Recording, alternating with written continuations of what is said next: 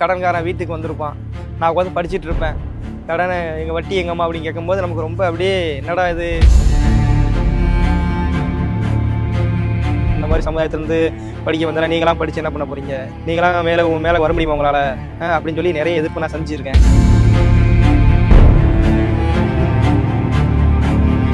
பேகத்துக்கு போட்டு போனாலும் கேட்பாங்க, என்னடா நீ இன்னும் படிச்சுட்டு தான் இருக்கியா, எப்போ தான் நீ பாஸ் ஆவ, அவங்க கூட படித்தாங்கன்னா நேரத்துக்கு எங்கேயோ போயிட்டாங்க, நீ என்னடா இன்னும் படிச்சுட்டே இருக்க, படிக்கல ஊரை ஏமாத்திட்டு இருக்கியா அப்படின்னாங்க.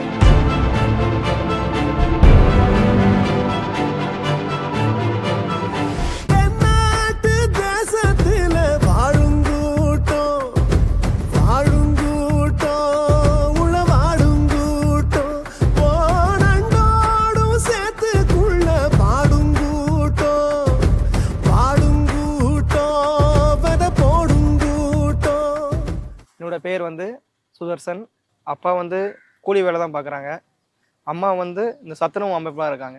என்னோட கூட பிறந்தவங்கன்னு பார்த்தீங்கன்னா அண்ணன் பேர் வந்து முத்துப்பாண்டி, அடுத்து நான், தங்கச்சி சிஸ்டர் ஒருத்தர் இருக்காங்க. உண்மையிலே எக்ஸ்பெக்ட் பண்ணல இந்த ரிசல்ட்டை வந்து நான் பார்த்த உடனே 16 கம்யூனல் ரேங்க் 11 எக்ஸ்பெக்டே பண்ண முடியல என்னால். என்னடா இது நம்ம 11 ரேங்க் எடுத்துருக்குன்னு சொல்லி அதோட எக்ஸ்பெக்ட் பண்ண நம்ம சொல்ல வார்த்தை இல்லை. நம்ம அந்த அளவுக்கு நம்ம அவ்வளோ மகிழ்ச்சியாக இருந்துச்சு. வீட்டில் சொன்னோன்னா வீட்டில் எல்லாருமே ஹாப்பி, அம்மா அண்ணன் எல்லாருமே ரொம்ப ஹாப்பியாக இருந்தாங்க. சப்போர்ட்டே என்னோடய ஃபேமிலி தான். அதில் பெஸ்ட்டு எங்கள் அம்மா தான். என்ன வந்தாலும் பரவாயில்ல நீ படின்னு சொல்லி படிக்க வச்சது ஃபுல்லாகவே எங்கள் அம்மா தான். நானே வேலைக்கு போகிறேன்னு சொன்னேன், ஆனால் எங்கள் அம்மா இல்லை வேண்டாம், வேலைக்கெலாம் போக வேண்டாம், கண்டிப்பாக நீ படி, கவர்மெண்ட் ஆஃபீஸர்லாம் சொல்லி எங்கள் அம்மா தான் என்னை படிக்க வச்சாங்க. வீட்டுக்கெலாம் கடன்காரன் வீட்டுக்கு வந்திருப்பான், நான் உட்காந்து படிச்சுட்டு இருப்பேன். கடனை எங்கள் வட்டி எங்கள் அம்மா அப்படின்னு கேட்கும்போது நமக்கு ரொம்ப அப்படியே என்னடா இது, 24 வயசு ஆயிடுச்சு, இன்னமும் படிச்சுட்டே இருக்கமே, என்னடா எந்த எக்ஸாம் கிளியர் பண்ண முடியலையே, ஒரு மார்க்லேயும் போயிட்டு இருக்கேன்னு சொல்லி ரொம்ப கஷ்டப்பட்டுருக்கேன் சார். டிஎன்பிஎஸ்சி ஃபீல்டில் வந்து அவமானங்களை தாங்கி தான் ஆகணும். ஏன்னா என்னடா நீ இன்னும் ஊரில் நீங்கள் பேக்கை தூக்கி போட்டு போனாலும் கேட்பாங்க, என்னடா நீ இன்னும் படிச்சுட்டு தான் இருக்கியா, எப்போ தான் நீ பாஸ் ஆவ, அவங்க கூட படித்தாங்கன்னா நேரத்துக்கு எங்கேயோ போயிட்டாங்க, நீ என்னடா இன்னும் படிச்சுட்டே இருக்க, படிக்கல ஊரை ஏமாத்திட்டு இருக்கியா அப்படிம்பாங்க. ஒருத்தரையா நம்ம பதில் சொல்ல முடியாமல் நான் கடந்து போயிடுவேன். அதோட வழி சொல்ல முடியாது. நம்ம அதுக்கெல்லாம் தீர்வு வந்து நம்ம பாஸ் ஆனால் மட்டும்தான் அதுக்கான தீர்வே நம்ம பாஸ் ஆகிறது தான். கூட பிறந்தவங்கன்னா சும்மா இல்லைன்னு எனக்கு அண்ணனை பார்த்தா நான் தெரிஞ்சுக்கிட்டேன். ஏன்னா அம்மா என்ன தான் சப்போர்ட் பண்ணாலும் ஃபினான்ஷியலாக பிரச்சனை வரும்போது அண்ணன் தான், இல்லை நான் குடும்பத்தை நான் பார்த்துக்கிட்டுறேன், நீ படித்தா தான் நம்ம என்ன பண்ண முடியும், மேலே போக முடியும், முன்னேற முடியும், படித்தா மட்டும் தான் நம்ம வாழ்க்கையில் முன்னேற முடியும்னு சொல்லி நான் ஒவ்வொரு எக்ஸாம்லேயும் 0.5ல் 1 மார்க்கில் நான் விடும்போது எனக்கு நானே சொல்லுவேன், நான் இங்கே வேறு வேலைக்கு போயிடுறேன், இது எனக்கு வேண்டாம், டிஎன்பிஎஸ்சி வேண்டாம், நான் வேறு வேலைக்கு போகிறேன்னு சொன்னப்போ அண்ணன் தான், இல்லை நீ படி உன்னால் முடியும்னு சொல்லி அண்ணன் தான் என்னை படிக்க வச்சாங்க. முழு சப்போர்ட் வந்து எனக்கு அண்ணன் தான். இந்த சமுதாய ரீதியாகவே நிறைய எதிர்ப்பு இருந்திருக்கும். இந்த மாதிரி சமுதாயத்திலேருந்து படிக்க வந்தால் நீங்களாம் படித்து என்ன பண்ண போகிறீங்க, நீங்களாம் மேலே வர முடியுமா உங்களால் அப்படின்னு சொல்லி நிறைய எதிர்ப்பு நான் சந்திச்சிருக்கேன். ஸ்கூல்லேயும் சரி, காலேஜ்லேயும் சரி, இந்த நம்ம டிஎன்பிஎஸ்சிங்க உள்ளே வந்ததுக்கப்புறமா சரி, இதுக்கெல்லாம் நம்ம படித்தா மட்டும்தான் நமக்கு அவங்களுக்கு பதில் சொல்ல முடியும். இப்போ அப்படி பேசினவங்களாம் இன்றைக்கி வாழ்த்துக்கள் சொல்கிறாங்க. அதுதான் உண்மையான வெற்றி. குறிப்பிட்டு இப்போது இந்த சமூகத்தில் பிறந்தவங்க மட்டும்தான் டிஸ்மேர் பண்ணுறாங்கன்னு இல்லை, எல்லா சமுதாயத்திலும் இருக்குது.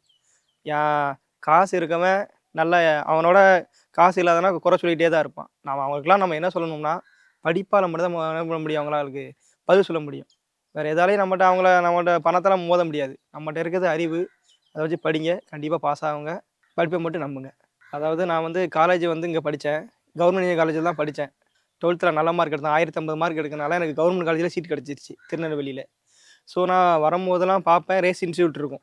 ஸோ இந்த மாதிரி ஒரு இன்ஸ்டியூட் இருக்குது, படித்தா நம்ம வேலைக்கு போயிடலாம்னு சொல்லிவிட்டு அடுத்து நானும் காலேஜ் முடிச்சதுக்கப்புறம் 2-3 விட்ட கேட்டேன், நல்லாயிருக்கும் இன்ஸ்டியூட்டில் சேருங்கன்னு சொன்னாங்க. நான் தான் இன்ஸ்டியூட்டில் சேர்ந்தேன். டிஎன்பிஎஸ்சி என்னோடய பையனை வந்து கொஞ்சம் லாங் டைம் பயணம். ஏன்னா நான் 2021 காலேஜ் முடித்தேன். ஒரு 4 வருட கஷ்டங்களுக்கு அப்புறம் இப்போ தான் போஸ்டிங் கிடச்சிருக்கு. மற்ற இன்ஸ்டியூட்டை விட நான் ஏன் ரேஸை ப்ரிப்பேர் பண்ணுறோம்னா, அதோட இன்ஃப்ராஸ்ட்ரக்சர் வேறு மாதிரி இருக்கும். ஏன்னா நமக்கு படிக்க வைக்கிது, மற்ற இன்ஸ்டியூட்டில் நமக்கு படிக்கிறதுக்கு அதாவது ஒரு இன்ஸ்டியூட் போகிறோமா, கிளாஸ் எடுத்துகிட்டு முடிச்சுட்டு அவ்வளோதான். ஆனால் ரேஸில் பொறுத்த வரைக்கும் மென்டார்ஷிப் இருக்கும்.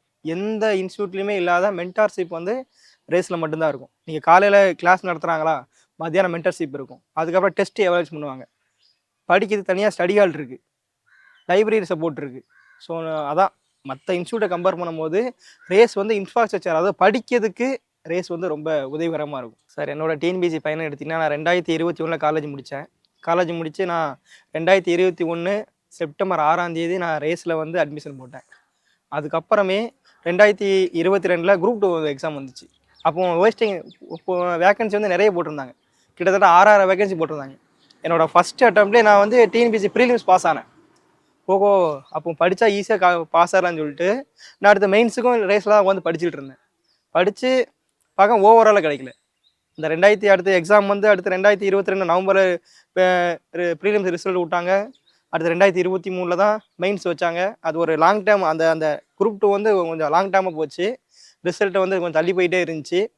ஆனால் அதில் வந்து எனக்கு ஓவராலாக கிடைக்கல. சரின்னு சொல்லிட்டு அடுத்து 2024 இப்போ நடந்த குரூப் 2ல் நான் மறுபடியும் ப்ரீலிம்ஸ் பாஸ் ஆகிருந்தேன். மெயின்ஸ் அட்டம்ப்ட் கொடுத்தேன். கவுன்சிலிங் வந்து எனக்கு இந்த இந்த இந்த இயர் ஜூலை 24 எனக்கு கவுன்சிலிங்கு. நான் உள்ளே போய் கவுன்சிலிங் காலில் உட்காந்து எனக்கு கிடைக்கல. குரூப் 2 ஃபாரஸ்ட்டாக செலக்ட் ஆகிருந்தேன். அதே 2024 குரூப் 4லேயும் நான் ஃபாரஸ்ட் கார்டுக்கு செலக்ட் ஆகிருந்தேன். பிசிக்கல் எல்லாம் முடிச்சாச்சு. வண்டலூர் ஜூவில் வச்சு 4 மணி நேரத்தில் 25 கிலோமீட்டர் எல்லாம் ஓடி எல்லாம் முடிச்சு பிசிக்கல் எல்லாம் அட்டன் பண்ணி கவுன்சிலிங் காலுக்கு போய் ஏஜ் பெர்மிஷன் எனக்கு வேலை கிடைக்கல. எனக்கு முன்னாடி 4 பேர் இருந்தாங்க. ஏஜ் பெர்மிஷன் எனக்கு வேலை கிடைக்கல. இப்போ நடந்த குரூப் 4 2025 குரூப் 4ல் தான் 161 கொஷின் போட்டு லெவல் வாங்கியிருக்கேன். ரொம்ப சந்தோஷமாக இருக்குது. நான் இப்போது 2025 ஜூன் 15 நடந்த குரூப் 1 எக்ஸாமும் நான் பாஸ் ஆகிருக்கேன். ப்ரீலிம்ஸும் நான் கிளியர் பண்ணியிருக்கேன். இப்போ மெயின்ஸுக்கு தான் நான் படிச்சுட்டு இருக்கேன். அதுவும் கண்டிப்பாக நான் நல்ல முறையில் எழுதுவேன். நல்லா தான் படிச்சுட்ருக்கேன். இப்போ நான் குரூப் 2 எழுதியிருக்கேன். செப்டம்பர் 28 குரூப் 2 எக்ஸாம் நல்லா எழுதியிருக்கேன்.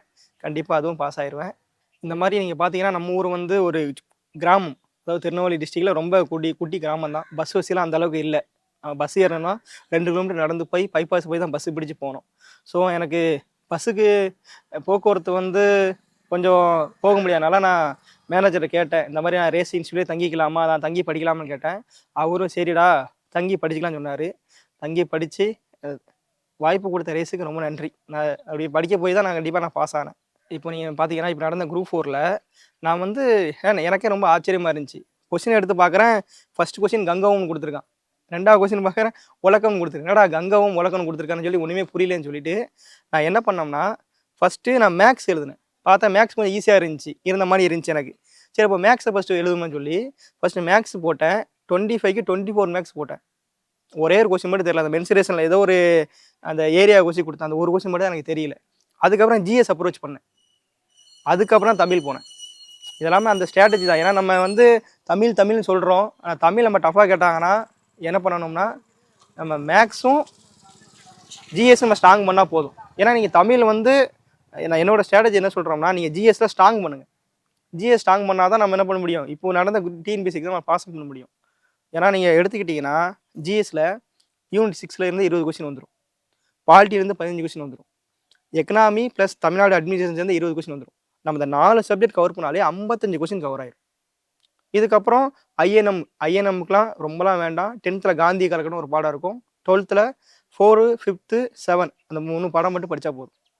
ஹிஸ்ட்ரிக்கு பேசிக்காக படித்தா போதும். அதுலேருந்து 10 கொஸ்டினில் ஒரு 7 கொஸ்டின் அட்டன் பண்ணிடலாம். ஜாகிரபிக்கு நம்ம 10th ஜாகிரபி மட்டும் படித்தா போதும். 1லேருந்து 6 வரைக்கும் இருக்கும் ஜாகிரபி பாடம். 10th ஜாகிரபி மட்டும் படித்தா போதும். நம்ம எவ்வளோக்கு ஜிஎஸ் ஸ்ட்ராங் பண்ணுறோமோ அவ்வளோ நம்ம டிஎன்பிஎஸ் பாஸ் ஆக முடியும். ஏன்னா நீங்கள் தமிழ் வந்து நீங்கள் எவ்வளோ தான் படித்தாலும் கலைச்சொல் வந்து நம்ம எவ்வளோ தான் படிக்க முடியும். அதுலேருந்து 10 கொஸ்டின் கேட்குறான் கலைச்சொற்கள். ஆனால் கலைச்சொற்கள் வந்து நம்ம 1000 வேர்டு படித்தாலும் அங்கே 1001 வேர்டாக தான் இருக்க போகுது. மரபு தொடர் அப்படி தான். ஸோ என்னோடய ஸ்ட்ராட்டஜி என்னென்னா நீங்கள் ஃபஸ்ட்டு மேக்ஸு ஜிஎஸ் ஸ்ட்ராங் பண்ணுங்கள். தமிழை வந்து புரிஞ்சு படிங்க. இலக்கணம் ஓரியன்டாக படிங்க. கான்செப்ட் படிங்க.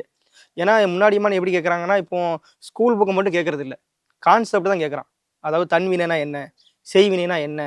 முன்னாடி என்ன கேட்டாங்கன்னா அந்த எக்ஸாம்பிள் அப்படியே கேட்டால் எடுத்துக்காட்ட இப்போ வந்து கான்செப்ட் தான் கேட்குறான். ஸோ நீங்கள் தொடர்ச்சியாக படிங்க, கன்டினியூஸாக படிங்க, ரிவிஷன் பண்ணுங்கள். இன்றைக்கி படித்ததான் நாளைக்கு ரிவிஷன் பண்ணால் மட்டும்தான் நம்ம பாஸ் பண்ண முடியும். இதெல்லாம் பார்த்தீங்கன்னா இப்போது என்னோடய குடும்பத்தில் நான் தான் முதல் அரசு அதிகாரி. ஆமாம். ஸோ இப்போ என்னை பார்த்து எங்கள் ஊர் மக்கள்லாம் பசங்கள்லாம் இப்போ நான் சொன்னால் கேட்பாங்க.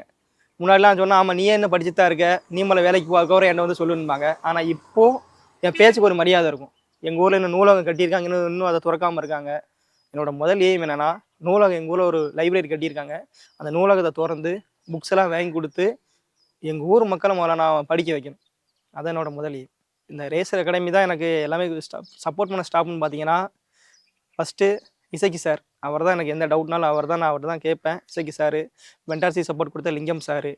அடுத்து ஒரு பிரதர் மாதிரி என்னை பார்த்துக்கிட்டு 2 பேர், ஒன்று வெங்கட் ப்ரோ, இன்னொன்று ஹட்சன் ப்ரோ. அவங்க 2 பேருமே பேங்க் ஸ்டாஃபு, பேங்க் மென்டாரு. ஆனால் எனக்கு ஃபினான்ஷியலாக ஒரு பிரச்சனைனாலும், ஃபுட்டு வாங்கி கொடுக்கறனாலும் எல்லாமே அவங்க தான் பார்த்தாங்க. கடைசியாக ஆனந்த் ப்ரோ, அவர் தான் இப்போ டிஎன்பிஎஸ்சி மென்டாராக இருக்கார். அவர் மட்டும் இல்லைன்னா அந்த குரூப் 4 எக்ஸாம் பாஸ் பண்ணியிருக்க மாட்டேன். ஏன்னா அவர் தான் நான் கரெக்ட் டைமில் கொண்டு போய் எக்ஸாம் காலில் விட்டு 8:50க்கு நான் எக்ஸாம் கால் போனேன். ஸோ அவங்களால நான் நன்றி சொல்கிறேன். மற்ற எல்லா ஸ்டாஃப்ஸுக்குமே என்னோட நன்றி. இப்போ என் ஃப்ரெண்ட்ஸ் சர்க்கிளே பார்த்தீங்கன்னா எல்லாருமே வேற வேறு சமூகம் தான். நம்ம சமுதாயத்தால் மட்டும் தான் நமக்கு ஹெல்ப் பண்ண மாட்டாங்க. கண்டிப்பாக ஹெல்ப் பண்ண மாட்டாங்க. எல்லா சமுதாய மக்களும் நமக்கு ஹெல்ப் பண்ணுவாங்க. அப்படின்னா தான் நம்ம பாஸ் பண்ண முடியும். இப்போ எடுத்துக்கிட்டா இப்போ ரீசெண்டாக கூட இப்போ மாரி செல்வராஜ் வந்து பைசன் ஒரு பாடம் எடுத்தார். அதில் துருவ விக்ரமுக்கு மற்ற சமுதாய மக்கள் வந்து ஹெல்ப் பண்ணுறாங்க அவர் மேலே இடத்துக்கு போயிருப்பார். ஸோ எனக்குமே மற்ற சமுதாய நண்பர்களை வந்து எனக்கு உதவி பண்ணனால தான் நான் பாஸ் பண்ண முடிஞ்சிச்சு. ஸோ எல்லோரும் ஒத்துமையாக இருந்தால் தான் எல்லோரும் முன்னேற முடியும். இப்போ நான் குரூப் 1 மெயின்ஸுக்கு தான் நான் படிச்சுட்டு இருக்கேன். என்னோட அல்டிமேட் எய்மே டெப்யூட்டி கலெக்டர் தான்.